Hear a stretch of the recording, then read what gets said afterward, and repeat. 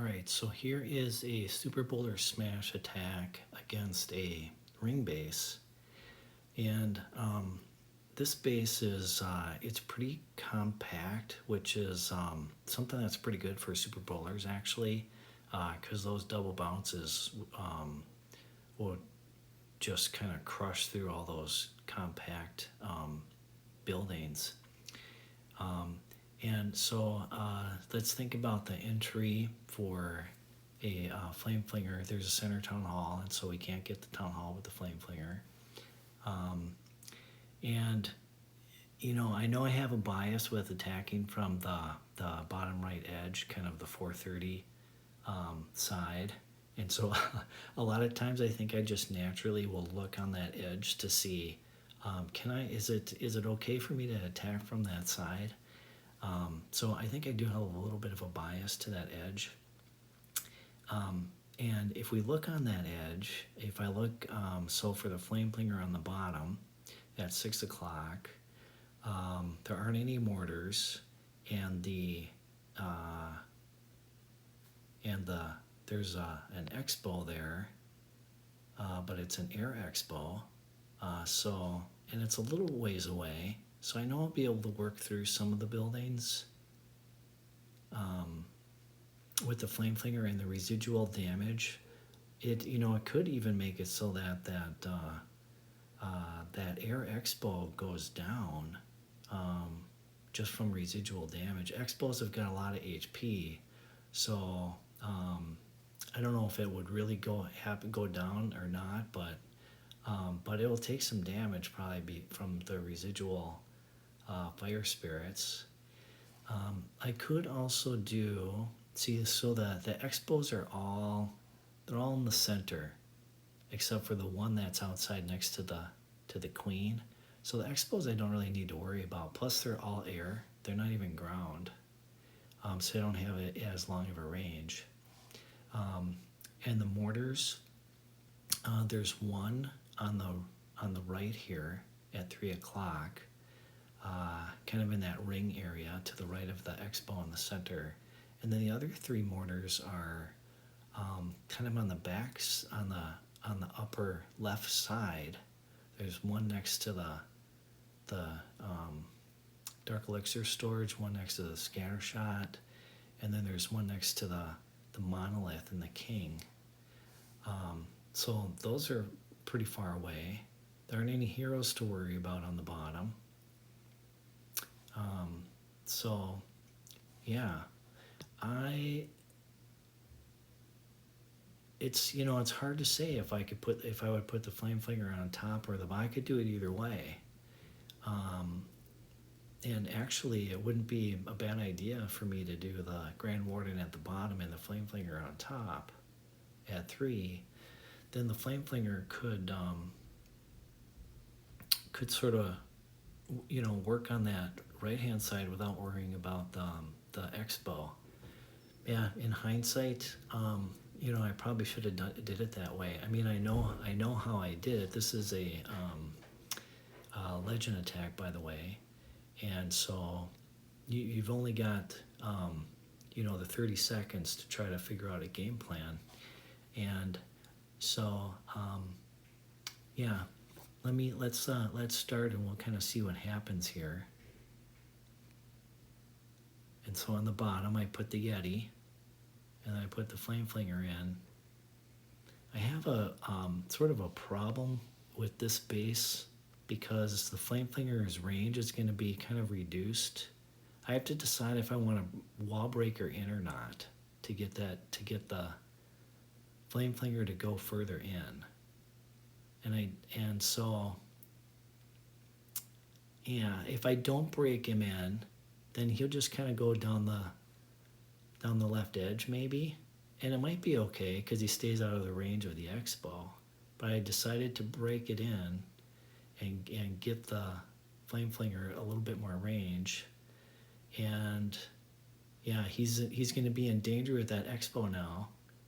And the Granden Warden is working away, kind of clearing out that corner at 3. Okay, so let me stop it here. take a look at where the funneling is at. The Flame Flinger on the bottom side has got a decent amount of funneling happening, but I don't know. It'd be better if we're trying to cut the ring on both corners, and so it'd be better if that expo went down, or that next to the left of that expo, there's that sweeper. If those went down to kind of make a little bit of a better break on the edge, and the Granden Warden is doing pretty decent up there, but there is a path like from that wizard tower to the elixir storage there on the right side. So it's not really very clean yet, but when I'm looking at the time and we look at this replay, I think I ended up having more time. This is just how fast I attacked. There's just a minute and a half left, and there's not that much time left. I know that I want to get my troops in, so I don't have a time fail, and so that's why I put down those ice golems. I'm like, okay, I got to get the main army in here. Yeah, so that was the deal. But I already used my Super Wallbreak to get the Flame Flinger closer. I didn't have one left to be able to break in on that bottom side. And my king, this is one of the things where I wish with the pet that I had the yak, but I've been, I maxed out the Phoenix, so I've been playing with the Phoenix, and sometimes it is kind of nice having that Phoenix to give the king some extra life at the end, and the Phoenix is kind of works out, nice to take out some defenses from the air also, after the, to help the king and after the king goes down, but I don't have a wall break now, so. And I made a mistake on this attack. What I really should do is I should put where those ice golems I put down. I should put a jump down there to go across both those walls, and then jump my way into the center. But my mindset is I'm typically kind of thinking wall break in, or let the king and the yak break in, and then I'll jump into the center. And then take out the core, and then jump to exit out of it. Is kind of what my mindset is. So if we keep going here, see, I put the king down, and I'm like, he doesn't have the yak, so it's gonna take him a while to get through that wall. And in the meantime, the expo does take down the Flame Flinger. The expo does go down to the residual damage though, so that was good. The king finally breaks in, and I put down the jump anyhow to get across that wall, so I might as well have put it down before. And I rage the troops, and so at this point, I raged. I'm getting close to the core, and I activated the king ability because I'm basically thinking about pushing into the center, and the invisibility goes off, so that the town hall and that kind of rightmost side of that center area is all invisible. All the troops, they're not gonna see anything there, so they're gonna go off to the right, and I'm like thinking I'm going to be in trouble here because my troops are just going to follow the ring around the right hand side,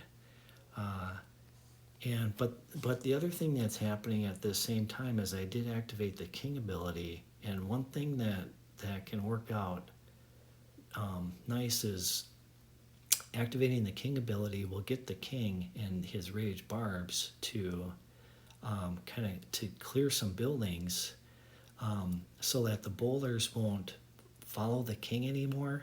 The king will kind of get ahead of the bowlers because he's raged up, and that will let the bowlers kind of go back to what they were doing. So if I just kind of resume it here, we'll see what happens. The boulders are starting to go off to the right, but the invisibility wears off. The king's, his ability wears off too, the king did, but it was enough that for the bowlers, let me pause it here again. It was enough for the bowlers to come back into the center after the invisibility wore off. And now at this point, you know, I got the royal champion in from the upper right hand side, opposite the side from where the Flame Flinger is, bringing him up there. And the troops in the center, the super bowlers, are all, they've got a rage on them, and the healers are going to be kind of coming behind. And so at this point, I'm just worried about taking that monolith down. If I can get that monolith down, I feel like I'm going to be in pretty good shape. That's a threat to the heroes. And so I used 2 rages on it, and then I put a skeleton spell on it to distract it. My healers are gone, but the super bowlers eventually do get down the monolith, and then at that point, now it's just a time thing. And I actually had quite a bit of time on this one. The queen still has her ability, and so does the royal champion. So there it is. So I did make some mistakes on that one, but I think it was just a kind of a good base for a super bowler attack. But an example of going against a ring base with super bowler smash.